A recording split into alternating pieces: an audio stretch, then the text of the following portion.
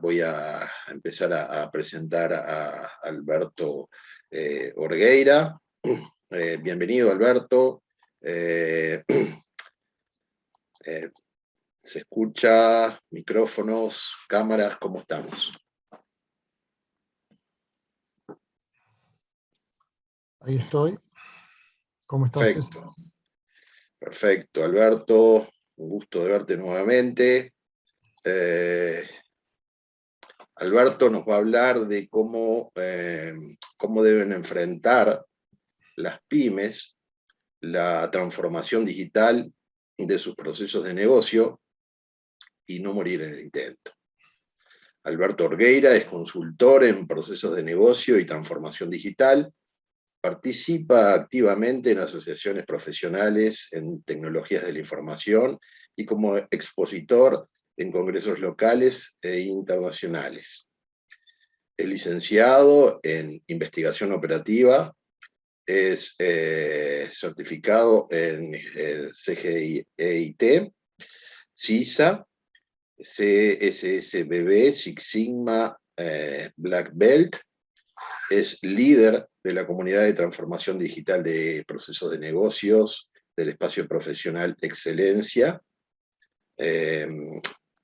Es especialista en procesos de negocio. Ha desarrollado su principal perfil profesional en Bank Boston, Standard Bank, ICBC, participando durante más de 25 años en proyectos de tecnología de información, reingeniería, riesgos en procesos de negocios, gestión de proyectos, gestión de cambio, y ha sido responsable de la oficina de procesos de negocios de la oficina de Six Sigma y así que bueno, bienvenido Alberto. Te vamos a dar la palabra. La verdad que hace tiempo que no nos vemos, esta pandemia nos ha permitido bueno, tener la presencia personal, pero sí, bueno, te vamos a tener en formato virtual. Gracias, César. Te diré que extraño Montevideo. Ya hace muchos años que pandemia de por medio, no cruzo el charco. Bueno, permítanme, voy a compartir. Ok. Y voy a hacer otra cosa, que es tener mi video, porque les cuento, va a ser muy difícil hablar de transformación digital PYME hoy, en Buenos Aires por lo menos, porque estuve toda la mañana sin internet. El mayor proveedor de esta zona tuvo un blackout, y bueno, hace una hora que recuperé la señal y por suerte está estable, pero bueno, por las dudas voy a detener mi video para tener toda la banda ancha que pueda. Alberto, solamente mencionarte que si pones en pantalla, ahí va, completa, Sí. quizás el... Ah, perfecto. Ya voy. Gracias. Ahí va. ¿Se ve bien? Perfecto. Bueno, muy bien. Bueno. Arrancamos entonces.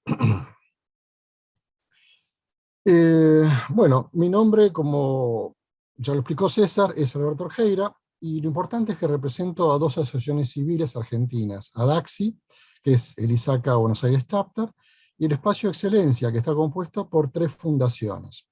La Fundación del Premio Nacional de la Calidad, luego Fundese, que está integrada por Empresas de la Calidad, e IPASE, que es el Instituto Profesional de la Calidad. En realidad yo represento a un grupo de voluntarios de estas dos instituciones que estamos desarrollando ideas y contenidos para ayudar a las pymes. La propuesta de la sesión pretende invitarlos a hacer foco en las realidades, necesidades y dificultades de las pymes, en especial las micropymes, nivelando expectativas en 2 planos. Le estaré hablando al emprendedor pyme y al especialista en mejores prácticas de gestión. Y les cuento por qué. Esta presentación es parte de una iniciativa de hace un tiempo ya, por el cual desde el capítulo Buenos Aires lanzamos un Call for Papers, donde decíamos que nuestra experiencia profesional nos orienta a gestionar tecnología e información en las mejores prácticas, que curiosamente o habitualmente no está al alcance de las pymes. Por lo tanto, esto nos obliga a un esfuerzo de síntesis y claridad para poner a disposición de la comunidad empresaria pyme documentos de conceptos, concientización y guías prácticas para la transformación digital y la gestión de la tecnología e información en general, pero sobre todo sobre riesgos. Aquí una nota al margen. Esta presentación es muy extensa. Yo no quise recortar para que el material esté disponible. Iré muy rápido, pero iré rápido especialmente en donde esta comunidad ISACA ya lo conoce, pero es parte de lo que nosotros disponemos para la evangelización de la transformación digital en las pymes. Si ustedes creen que les puede servir de soporte para trabajar ideas en las pymes, me escriben a mí o al capítulo Buenos Aires y se los haremos llegar en PDF con todo gusto. Bien, la versión de esta presentación lleva un par de años, ya pandemia y un par más diría, ¿no? Pero evidentemente algo pasó en los últimos meses, y pronto serán 2 años, como dije, que requiere abrir un paréntesis antes de iniciar formalmente el temario. Apareció un cisne negro, la pandemia. Hoy parece que hubo alertas tempranas, pero para la mayoría de nosotros, y creo que de nuestros gobiernos también, fue algo como lo que dijo Nassif Taleb en el 2007, un gran impacto de escenario altamente improbable.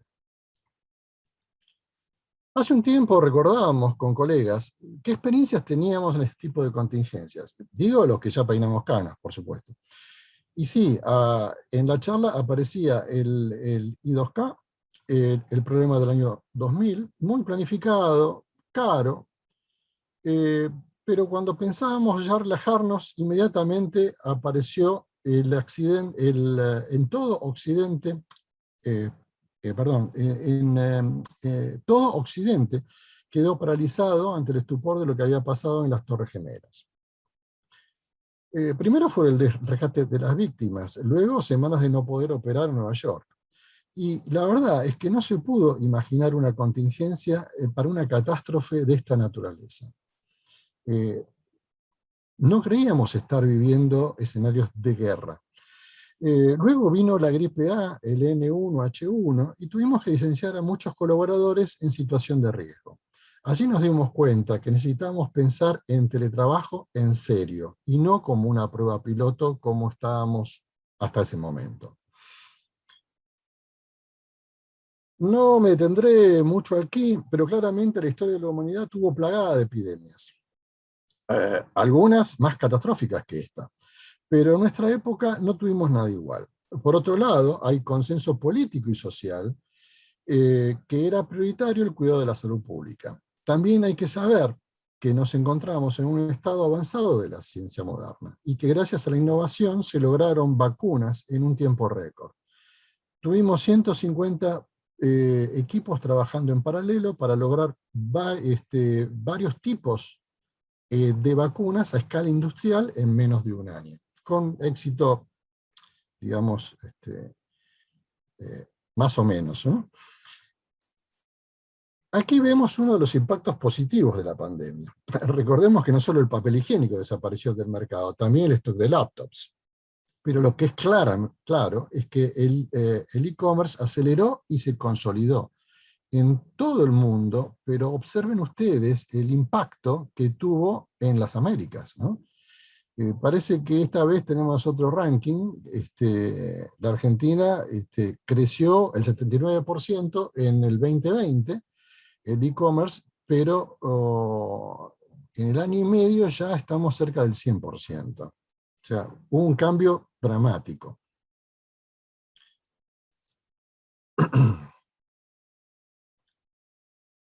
Bien, está claro que la digitalización se venía. Lo veíamos en la industria de los medios, en el entretenimiento, en el e-commerce, en los servicios financieros. También sabíamos de los riesgos. Teníamos en mente la famosa frase, cuando algo es gratis, el producto eres tú. Pero el Zoom rompió todas las marcas, inclusive con los temas de riesgos, y nos mostró cómo aceleraba la necesidad de la población, sin importarle que estuviera en riesgo. La nube estaba, pero la estructura crujió. Todos pidiendo licencias de VPN, un negocio fantástico. Pero algo quedó muy claro, teníamos que cambiar el mindset o la mentalidad. Nada estuvo planificado en lo inmediato. Como dice el dicho en estos lares, los melones se fueron acomodando en el carro. Un poco de estadística. La conectividad actual fue uno de los habilitadores, o lo que posibilitó que el teletrabajo en nuestros países se lograra, digamos, ¿no? Quizá con pobre señal y velocidad, con problemas de cobertura fuera de las urbes, pero se pudo trabajar, estudiar, sociabilizar, además de hacer casi todas las actividades comerciales y financieras en la casa, muchas veces exclusivamente desde el celular. Ahí el impacto enorme fue en educación. Hay muchas pymes, o sea, la mayoría de las instituciones de educación son pymes. Y realmente fue terrible para ellos y para los alumnos.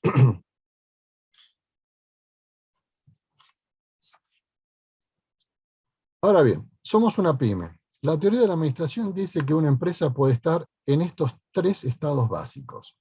No hay duda que la mayoría de las pymes y algunas corporaciones están hoy en un estado de supervivencia. En nuestro grupo de trabajo estamos convencidos que la transformación digital será una condición necesaria que permitirá a las pymes, pasado este momento, lograr rentabilidad y sobre todo crecimiento. Perdón. Volvemos a la ruta de la presentación tradicional, digamos, ¿no?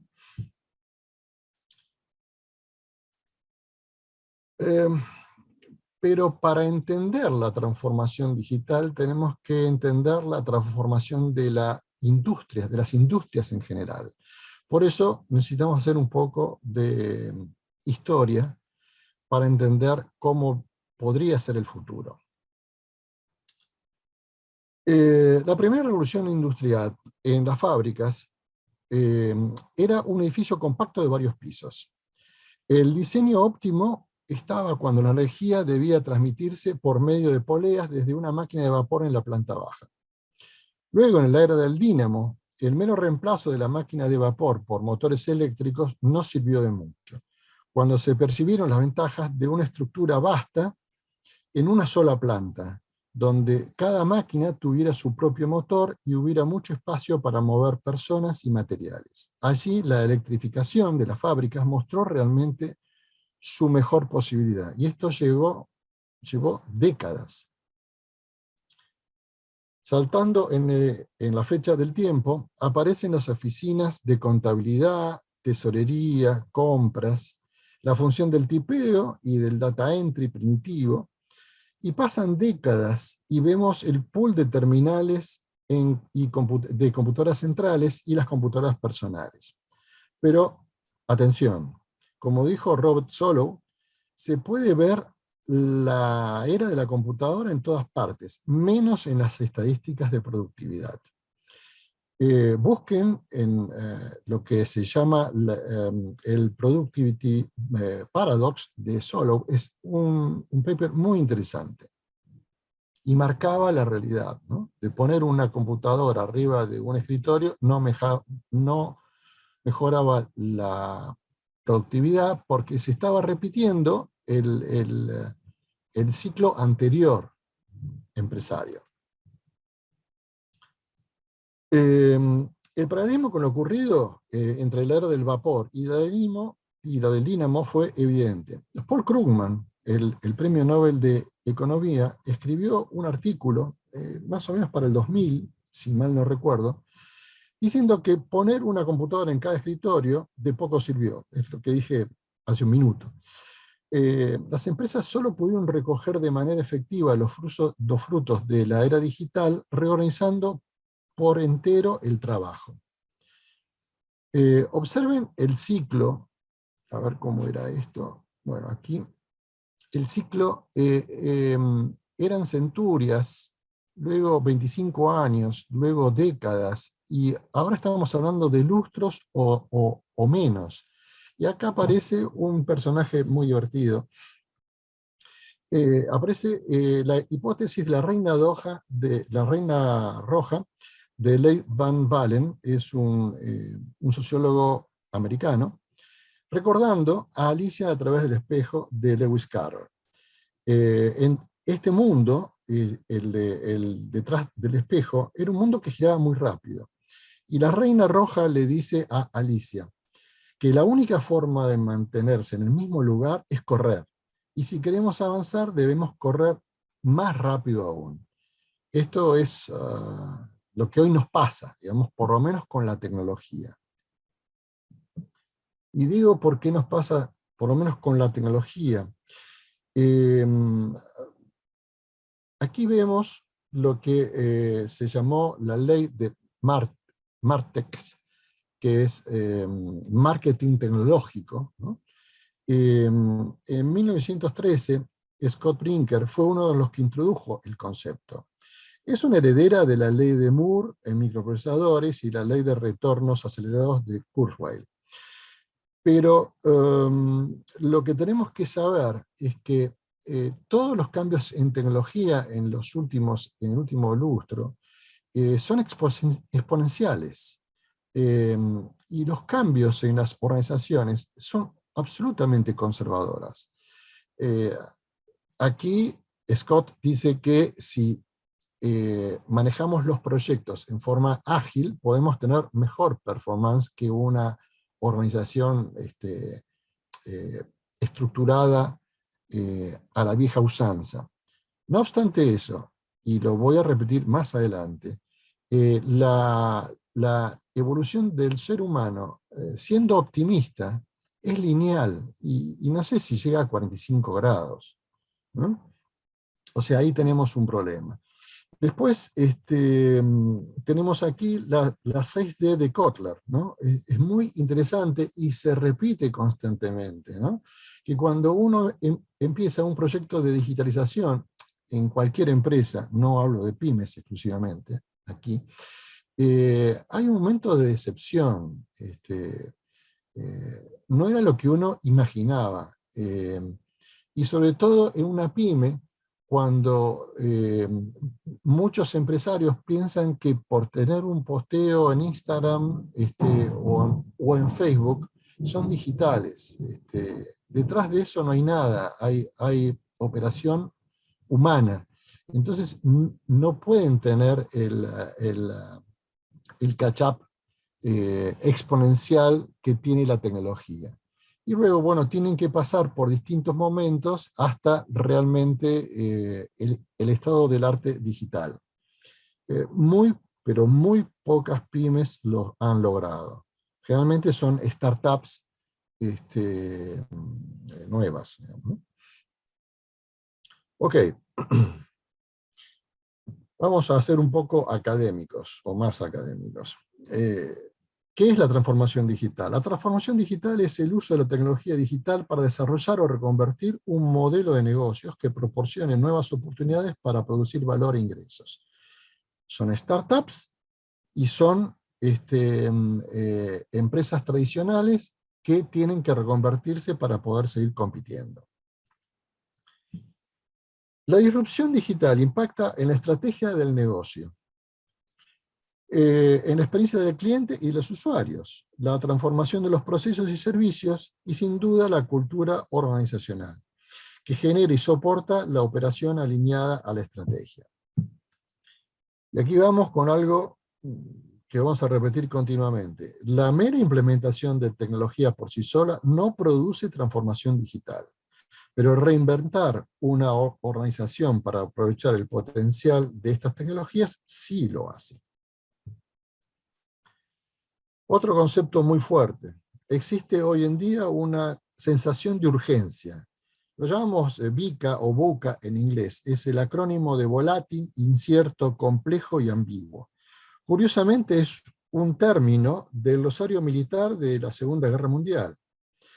Pero quienes han abrazado la transformación digital lo han hecho porque les significó mayor productividad y calidad en el diseño y entrega de sus productos y servicios.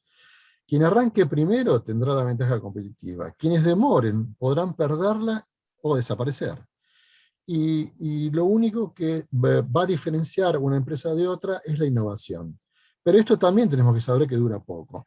Porque como lo demuestra la historia, quien copia muchas veces son más competitivos porque también son más eficientes y ven todo el mundo como un único mercado. Obviamente existen también los nichos de especialidad que también pueden lograr escala global, el famoso long tail.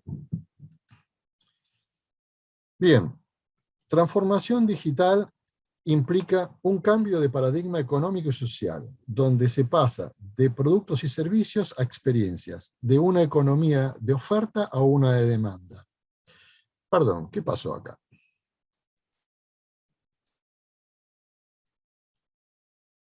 Ahí va, voy a hacerlo completo. A una economía de demanda, de cadenas de valor lineales a plataformas y ecosistemas, de grandes organizaciones centralizadas con activos fijos y pesados, a organizaciones descentralizadas con pocos activos fijos, pero con gran escala e integración. Esto lo vamos a ver con ejemplos en algún momento, porque están apareciendo pymes como si fueran fábricas oscuras, ¿no? En donde ya no tienen locales, donde ya la cadena de valor puede estar tercerizada. Y esto va desde imprentas hasta restaurantes o depósitos, ¿no?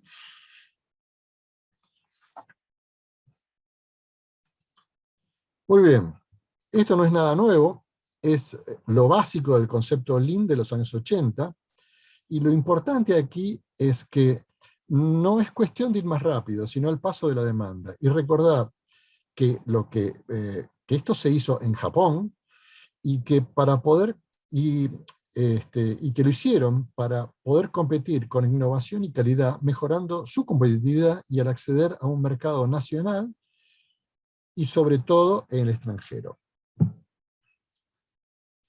Vamos a ver un poco de pálidas, como decimos nosotros. Según el Banco Mundial, 2/3 partes del empleo del mundo en desarrollo pueden automatizarse. Y la principal debilidad de nuestros países, hablo de Latinoamérica, es la cantidad de empleo de bajo valor agregado en el marco de las nuevas tecnologías. Hay que tener cuidado con esto, porque en general se habla de empleos, pero en realidad son actividades las que se automatizan, que pueden sí eliminar totalmente un perfil laboral. Veamos, primero fueron los obreros de la cadena de montaje, los que vieron la automatización, que la automatización les quitaba puestos de trabajo. Pero el desarrollo de la robótica, inclusive los RPA en las oficinas, y la inteligencia artificial, cada vez amenazan más profesionales, incluyendo muchas de las típicas consideradas de cuello blanco. De hecho, según un estudio de la Universidad de Oxford, en países como Estados Unidos, esta tendencia ya amenaza aproximadamente el 45 al 47% de toda la fuerza laboral. También tenemos que saber que compañías como esta superan la mitad de la valorización bursátil de todo el índice Nasdaq, y por supuesto cada una de ellas compite con los PBI de muchas naciones como las nuestras. No obstante, la evidencia histórica, hasta hoy por lo menos, nos muestra que la tecnología ha creado siempre más empleos que los que ha destruido en la transformación productiva. Google dice que si hoy hubiera el doble de ingenieros en software, estarían todos contratados. Quizás. Veamos esto.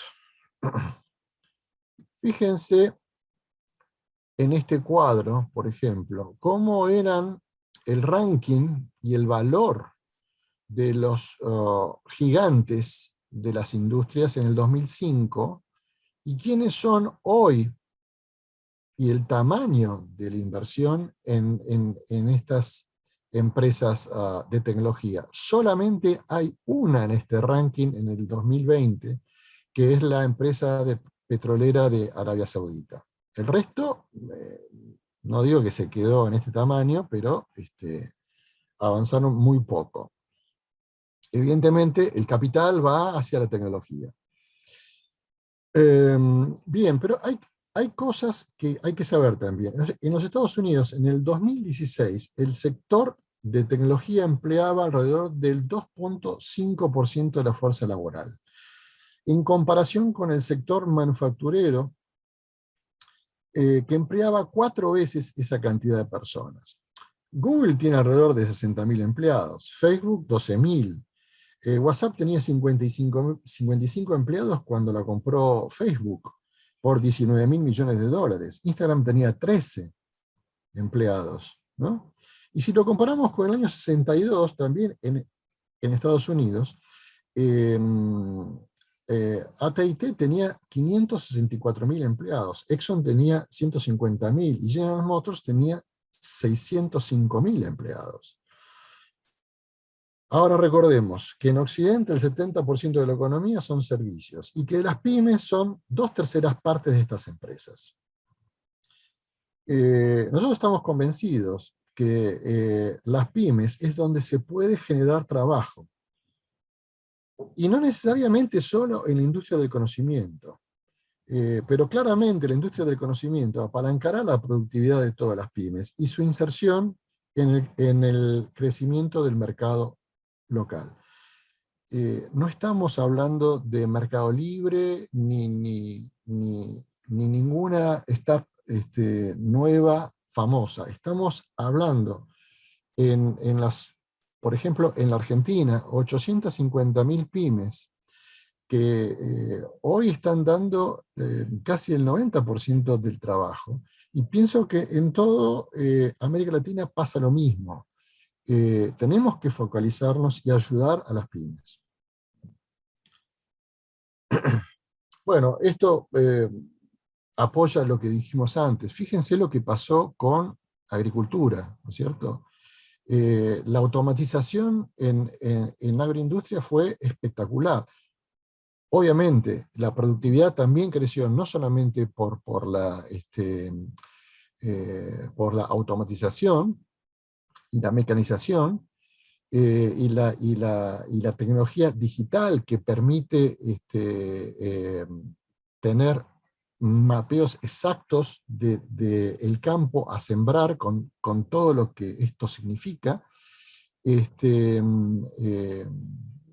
sino que, bueno, esa población tuvo que emigrar a otro tipo de empresas. El comercio creció, parece que hubiera crecido poco comparado con la baja que observamos en agricultura, manufactura y minería. Estamos hablando de 1850 contra 2015, ¿no? Aclaremos. Bien. Bill Gates propuso que los robots deberían pagar impuestos cuando reemplazan el trabajo humano. Bueno, los robots ya pagan hoy con impuesto a las ganancias en casi todos los países, porque tienen más productividad. Otros capitanes de las nuevas industrias apoyan el desarrollo tecnológico responsable, realmente no sé qué significa eso, y proponen estudiar algún tipo de tributo a empresas o subsidios a personas para contribuir en una transición menos dolorosa hacia la era del conocimiento.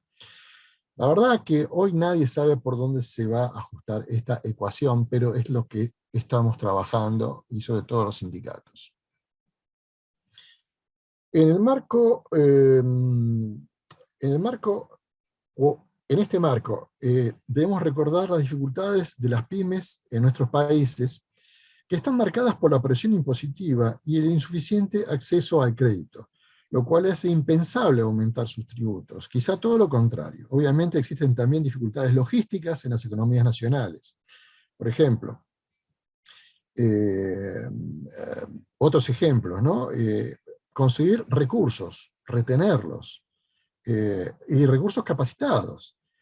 Y en general el talento de recursos humanos es atraído por las corporaciones, a pesar de los recursos jóvenes en especial, ¿no es cierto? A pesar de que las grandes corporaciones están cada vez tomando menos personal eh, eh, o teniendo menos personal. Bueno, esto es un poco más de lo mismo, estamos enfocándonos en que, por ejemplo, una corporación de nuestra región tiene una productividad 30 veces superior a la de una microempresa, que es la pyme más chiquita, ¿no? Estos es fuente CEPAL, o sea que es estadística muy buena. Y los países latinoamericanos exportamos solamente, los países no, perdón, las pymes latinoamericanas exportan solamente el 10% de su producción, mientras que en Europa esta exportación es del 40%.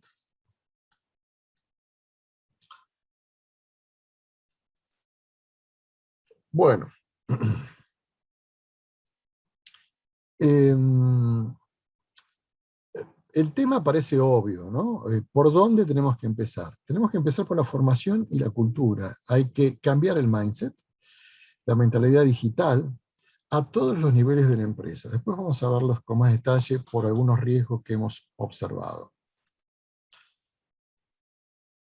Un poco más para entender de qué estamos hablando de pymes. El universo pyme es muy grande y diverso. De momento, trabajaremos cosas comunes para cualquier empresa. Y ya llegará el momento para focalizar industrias específicas.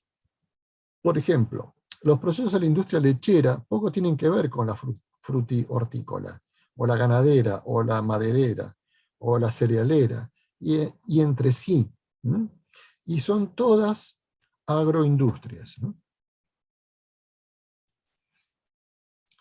Ahora bien, vimos en esta anterior que en todos los países de Latinoamérica estamos eh, sectorizando a las pymes por el tipo de servicio o la vertical de la industria que están tomando. Pero además se dividen por micro, pequeñas y medianas, por su facturación, porque una micro puede facturar mucho, cantidad de empleados, situación geográfica, por el tema de las promociones industriales para que una de las empresas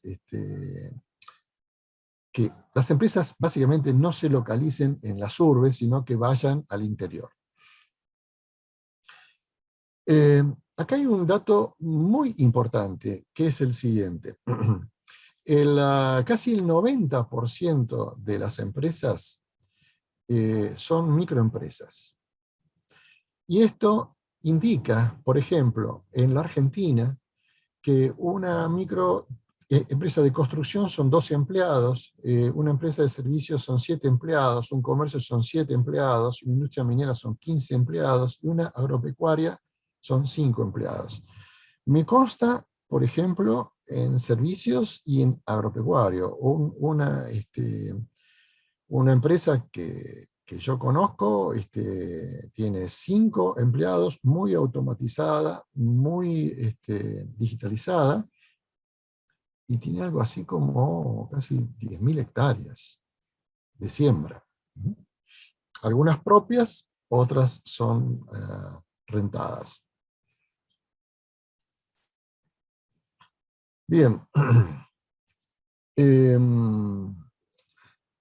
Veamos, cualquier empresa grande o chica tiene una estructura básica, y tenemos que saber además que sus componentes tienen distintos tiempos de velocidad y desarrollo. El más lento es el componente humano, y es el más resistente a los cambios. En esta nueva era que nos toca vivir, el insumo más valioso son los datos. Y esto la estructura, la cultura tiene que entenderlo. El sistema, un sistema se puede cambiar entre 6 o 24 meses, pero los cambios culturales pueden tardar hasta 5 años. Alguien puede decirnos hoy que, bueno, que la pandemia nos aceleró de golpe, digamos, ¿no es cierto? Pero las resistencias subsisten y uno quiere volver a la oficina, uno quiere, eh, eh, si le ponen un sistema nuevo que no es el que estaba acostumbrado, aunque su interface fuera mucho mejor, siempre va a existir un problema para que el ser humano trate de no estar cómodo. Bueno, aquí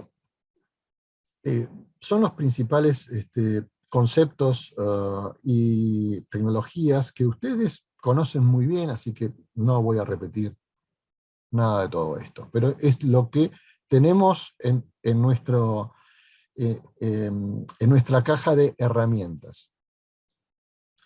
Esto es un poco más, más interesante porque se focaliza en la industria 4.0, en la industria manufacturera, en donde ya la automatización era muy fuerte, y ahora vino la robótica, vino los ERPs y vino SCADA.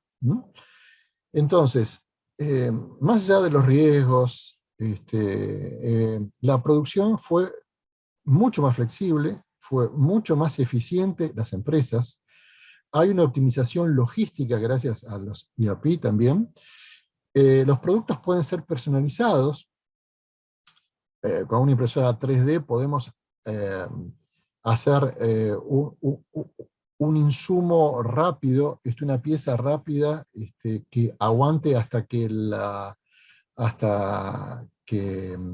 la pieza real se pueda importar, por ejemplo, y sobre todo análisis predictivos.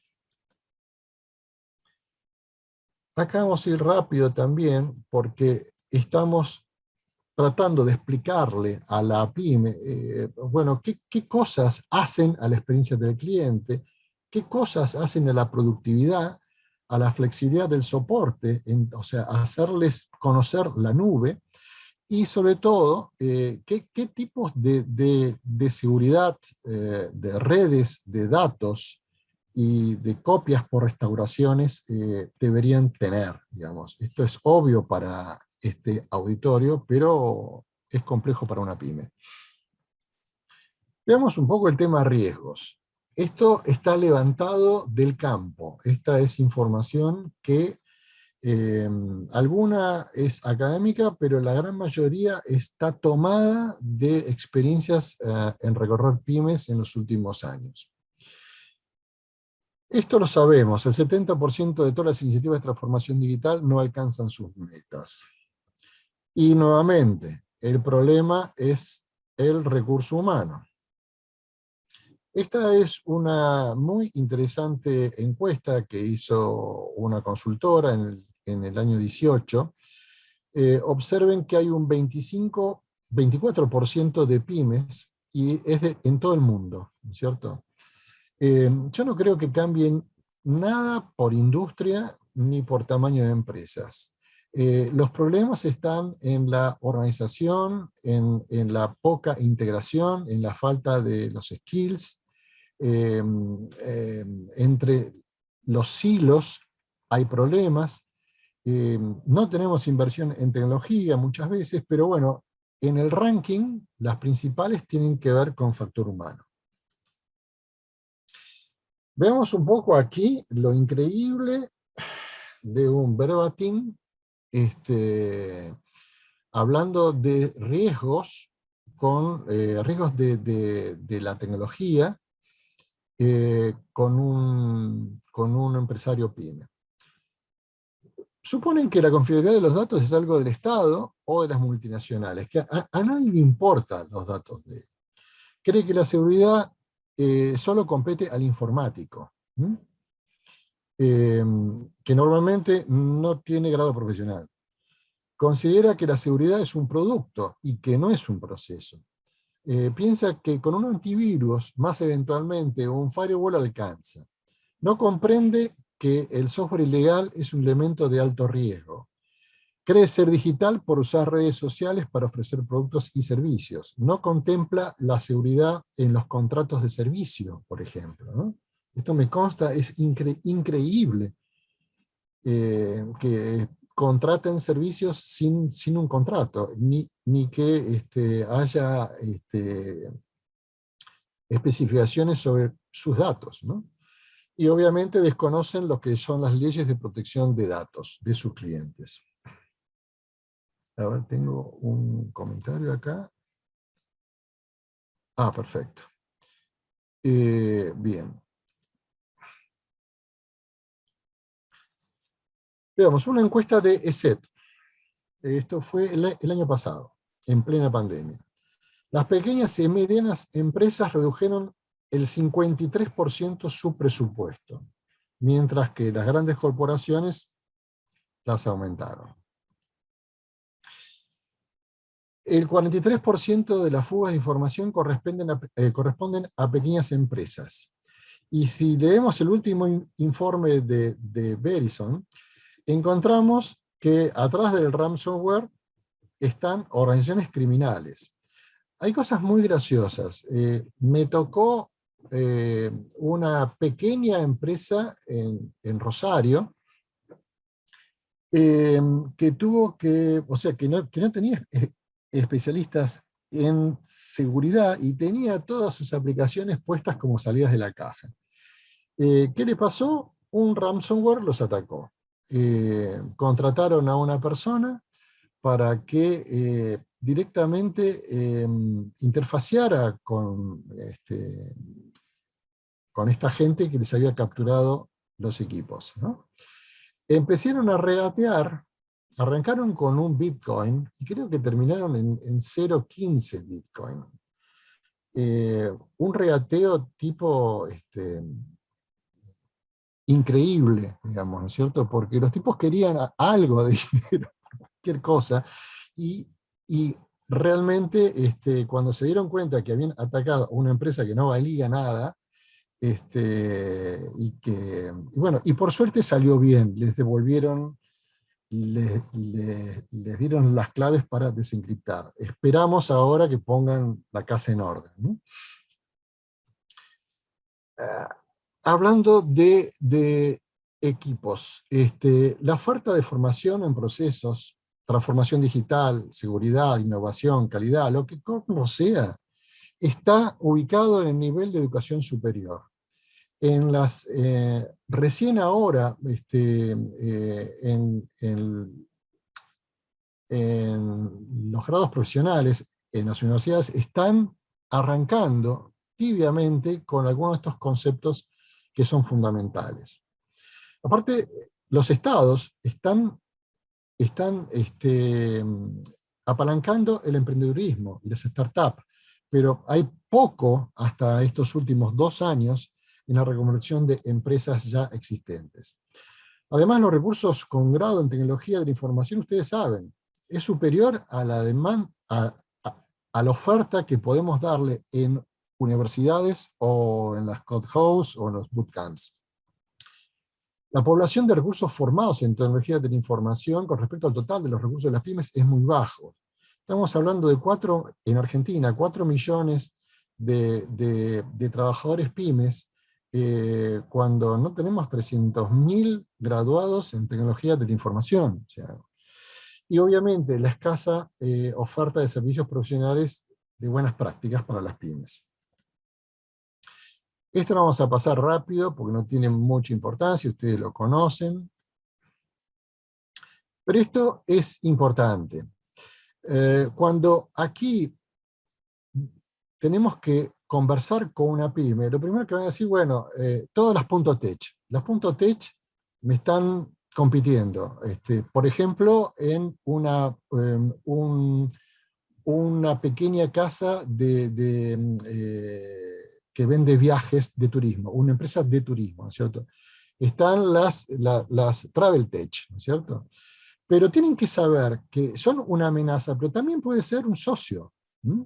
porque cada vez hay más, más apps que se pueden utilizar. Y aquí vemos el famoso blog de Scott Brinker. Observen cómo crecieron las aplicaciones desde 2011, 150, a 7000 en el año 19, ¿correcto? Y acá tenemos los ecosistemas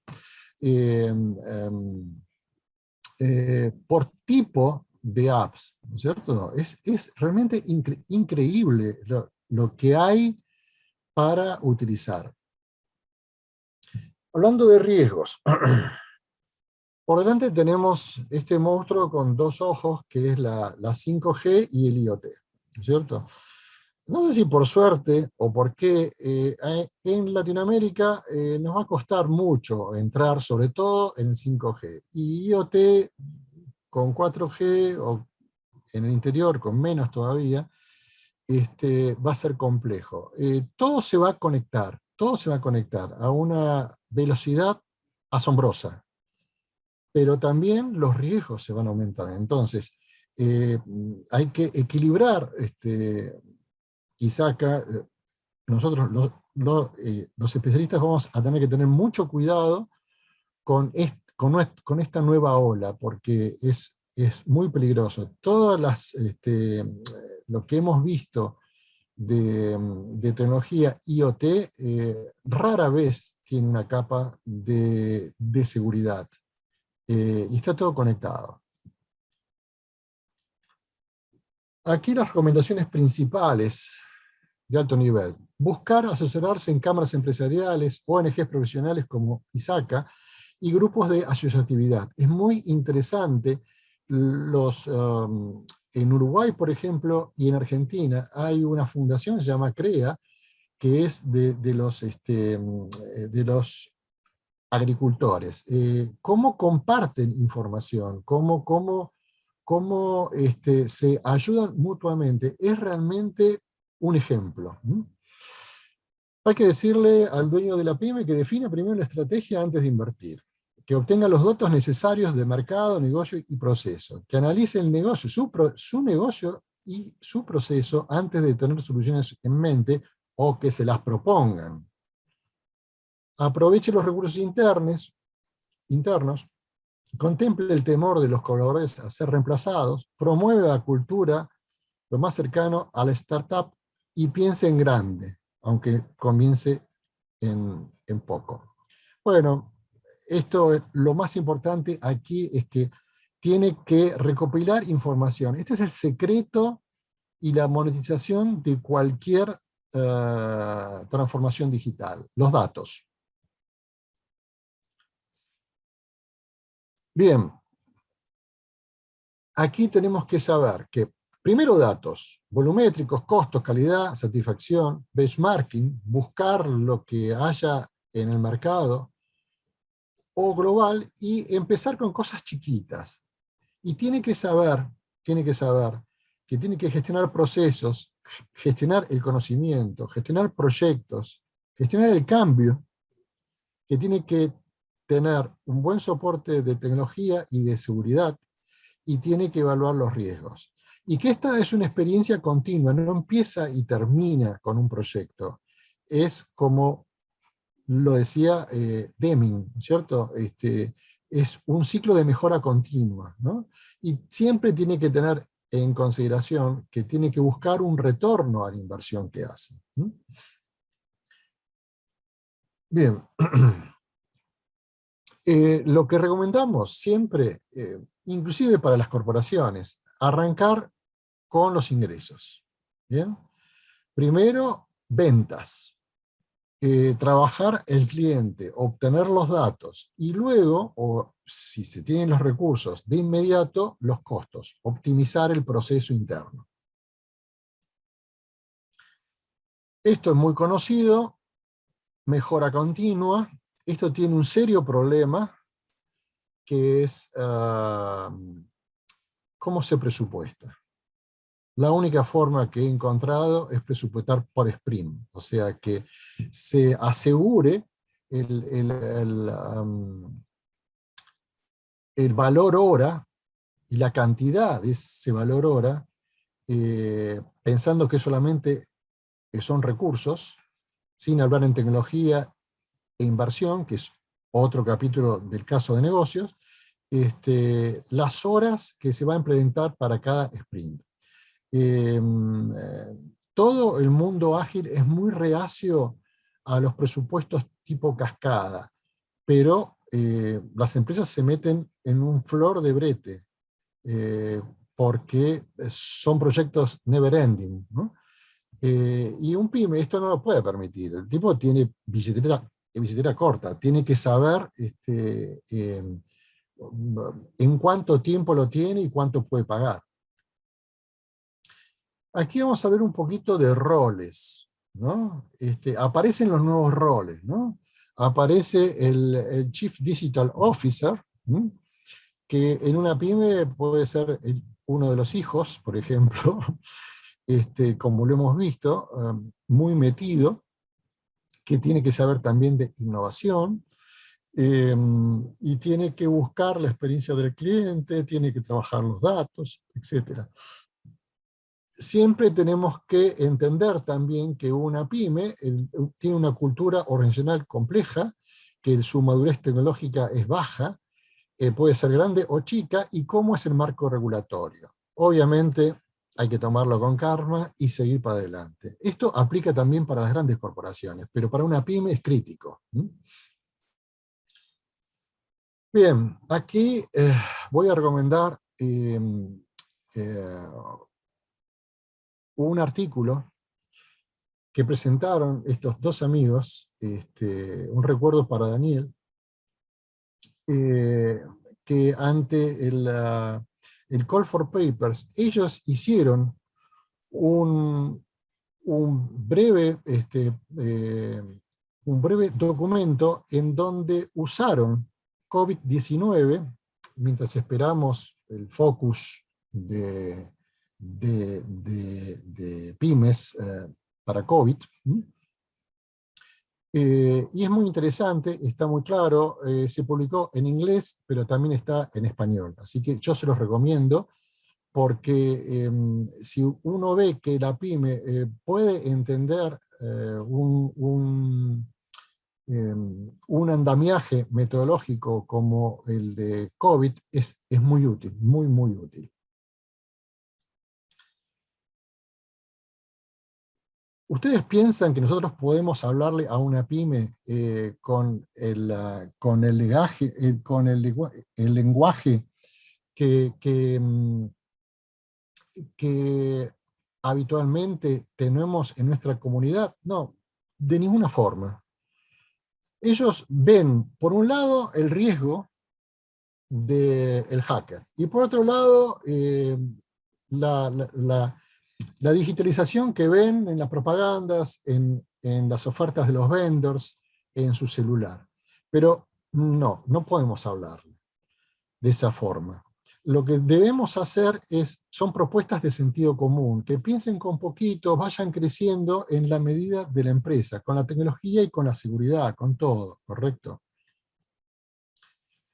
Nuevamente, apoyarse en todo lo que sea organizaciones, ONG, en el Estado. Los Estados están haciendo muchas cosas, y entender que la tecnología es un commodity habilitador, pero la estrategia, la innovación y la eficiencia y la calidad de los procesos no, es algo que se debe trabajar. Estrategia una sola, con foco en el cliente. Procesos, repensarlos de punta a punta. Gente, fuerte gestión de cambio, y procesos ágiles, DevOps y seguridad. Esos son los componentes de nuestro templo, digamos. Esto va para el otro lado. Ok, insistimos. El factor crítico de éxito es el conocimiento transformador. Tenemos que llegarle a la pyme con el conocimiento transformador. Decirles que el principal problema que tienen es el factor humano. Y todo lo demás, las mejores prácticas, son un commodity, se las podemos dar. Pueden ser más o menos costosas para una pyme, pero si le damos estas dos primeras, conocimiento transformador y capital humano, tienen que funcionar bien. Esto es algo, ya para terminar, es algo que nosotros nos pusimos como un decálogo para trabajar con una pyme, ¿no es cierto? Enseñarle estrategia, enseñarle competitividad e innovación, enseñarle qué es un proceso de negocio, calidad y lean manager, gestión de datos, infraestructura y sistemas de soporte, seguridad de la información, gestión de proyectos y agilidad, gestión de cambio y de capital humano, una introducción básica a COVID y la ruta y el gobierno de la transformación digital. Y yendo a gobierno de transformación digital, nosotros en una pyme no nos podemos presentar como un consultor, nos tenemos que presentar como un coach. Y le vamos a ayudar para poder crecer lo más rápido posible. Sabemos de las dificultades que tienen, tenemos que entenderlos en lo que es la parte financiera, digamos, y que ellos están atrás del día a día y no de su transformación, pero si les explicamos cómo se puede hacer, yo creo que se logran cosas. En Argentina hay ejemplos únicos, diría, en donde una pyme tradicional se ha transformado en procesos, en calidad y en exportación, por ejemplo, ¿cierto? Bueno, aquí les dejo algunas fuentes bibliográficas, y no más. Utilicé 10 minutos extras, discúlpenme, vuelvo, acá está mi dirección, para cualquier consulta, y bueno, voy a ponerme nuevamente la cámara.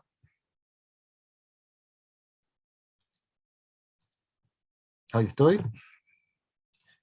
Si tienen alguna consulta, la podemos evacuar en estos pocos minutos. Si no, estoy a disposición y mándenme un mail a mí o al capítulo y les haremos llegar el PDF de esta presentación. Y a disposición para ayudar a cualquiera de ustedes que tenga que encarar un trabajo en una pyme, desde la evangelización, básicamente, ¿no?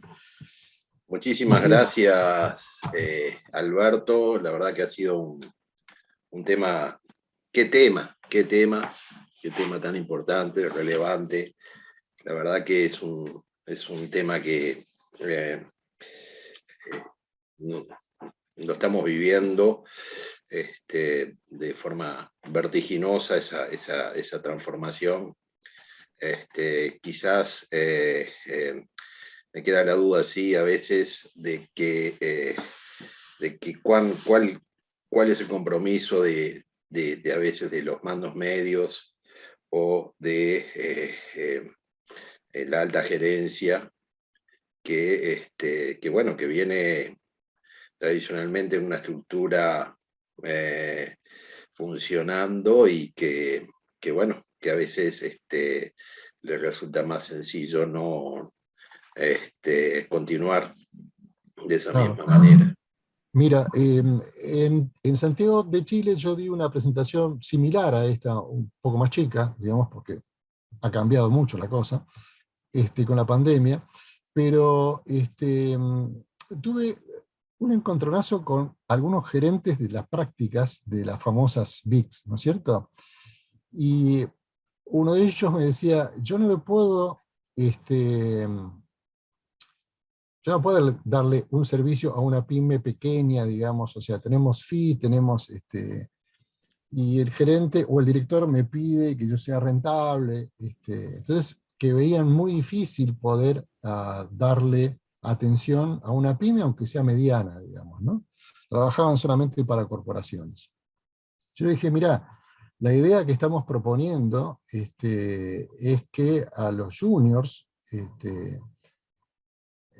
a ver, en vez de mandarlos a hacer responsabilidad social empresaria, construyendo casas o yendo al campo, qué sé yo, que los manden a las pymes o a las cámaras empresarias para que den ayuda, digamos, para que se fogueen también en algo que no sea corporativo, digamos, ¿no?